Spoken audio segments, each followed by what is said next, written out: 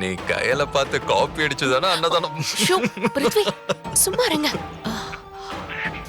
அப்படிலாம் சொல்லாதீங்க. Hey okay okay I'm sorry, I was just kidding. சும்மா விளையாட்டுக்கு சொன்னேன். நல்ல விஷயங்களை காப்பி அடிக்கிறதுல தப்பே இல்லை. அன்னதானம் பண்றதுக்கு காப்பிரைட்ஸ் கையில் கிட்ட மட்டுமா இருக்கு? Sir shot ready sir. I'm coming. Ready போலாம். ஓகே நேத்ரா. ஓகே பிருத்வி, பாய். பாய். ஓ ஏன் பிருத்வி இப்படி பண்றீங்க? வா போலாம். என்ன மாமா இந்த பிருத்வி ரொம்ப பேசுறான். அந்த தட்டுக்கடக்காரிய பார்த்து நான் காப்பி அடிக்கிறேனா? லூசு மாதிரி ஒளறான். இது ஒண்ணு சரியில்லை மாமா. எதுக்கு எடுத்தாலும் அவகிட்டயே பேசுங்கிறான், ஹலோ சொல்லுங்கிறான், இழுத்து பக்கத்துல உட்கார வச்சுக்கிறான். கொஞ்சம் பொறுமா. அவ என்னடான்னா பிருத்வி பிருத்வின்னு பேர் சொல்லி கூப்பிட்டுக்கிட்டு செல்லம் கொஞ்சறான். இவனும் ஈன்னு இழுச்சுக்கிட்டு நிக்கிறான். என்ன மாமா இது?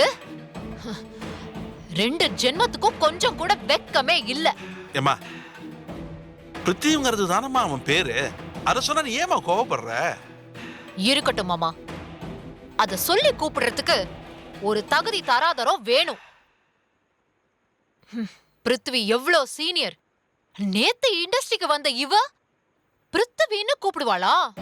அது சாரு சாருன்னு மரியாதையா கூப்பிட்டுட்டு இருந்தா, இப்போ பிருத்வின்னு கூப்பிடுறான்னா எவ்வளவு திமிரு தெனாவட்டி ஏறி இருக்கணும். எல்லாம் இவன் கொடுத்த தைரியம் மாமா. அதான் கோபுரத்துல ஏறி உக்காந்துட்டு இருக்கிறதா நினைச்சு கொஞ்சரா. இவள என்ன பண்றேன்னு மட்டும் பாருங்க.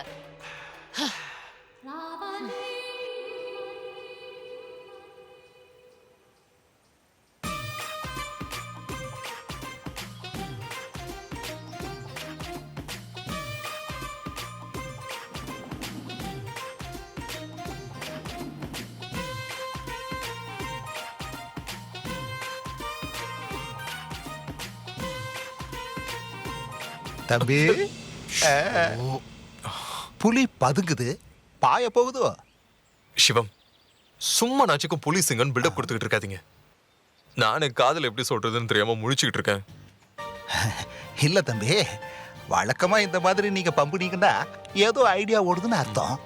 நீங்க செல்போனை பாக்குறதும் கயல் மேடத்தை பாக்குறதும் எனக்கு அந்த மாதிரி தோணுச்சு, அதான் சொன்னேன். தோணுது கரெக்டு தான் போட்டிருக்கு.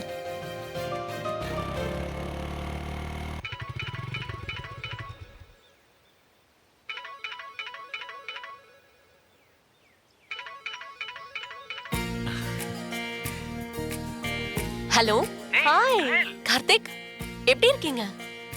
பேசி ரொம்ப நாள் ஆச்சு. ஹே கயல், நீ கூப்பிடுறது சர்ப்ரைஸா இருக்கு. நானும் நிறைய தடவை உனக்கு ட்ரை பண்ணேன், ஏன் லைனே கிடைக்கல? ஓ, நான் நல்லா இருக்கேன் கயல். ஆமா, நீ எப்படி இருக்க? சூப்பரா இருக்கு கார்த்திக். ஷூட்டிங் ஸ்பாட்ல சிக்னல் கிடைக்காது, அதனாலதான் என் நம்பர் ரீச் ஆயிருக்காதுன்னு நினைக்கிறேன். இப்ப நான் ரூம்ல இருந்து பேசுறேன். கயல், ஷூட்டிங் எல்லாம் எப்படி போயிட்டு இருக்கு? சூப்பரா போயிட்டு இருக்கு கார்த்திக்.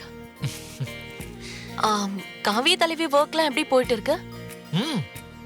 சும்மா சொல்லக்கூடாது கயல். ரெட்டி சார் பயங்கர வெறியோட இருக்காரு கயல். அவரோட வேகத்தை பார்த்தா கூடிய சீக்கிரமே படம் ஸ்டார்ட் ஆயிடும் நினைக்கிறேன். நீ வனமோகினி முடிச்சிட்டு வரப்போ நாங்க அதுக்குள்ள ரெடியா இருப்போம். கயல், உனக்கு அங்க எல்லாம் கம்ஃபர்டபுளா தானே இருக்கு? சூப்பர் யூனிட், எல்லாம் சூப்பரா போயிட்டு இருக்கு. நானும் கதையில இன்வால்வ் ஆயிட்டேன்.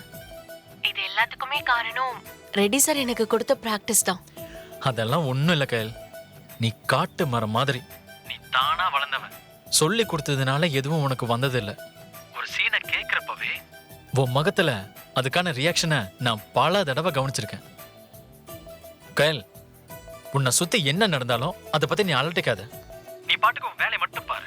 உன்னோட தன்னம்பிக்கை தான் நீ இவ்ளோ தூரம் வந்ததுக்கு காரணம். அதுல மட்டும் எப்பவுமே நீ காம்ப்ரமைஸ் பண்ணிக்காத கயல், ஓகேவா? நான் சொல்றது உனக்கு புரியுது இல்ல?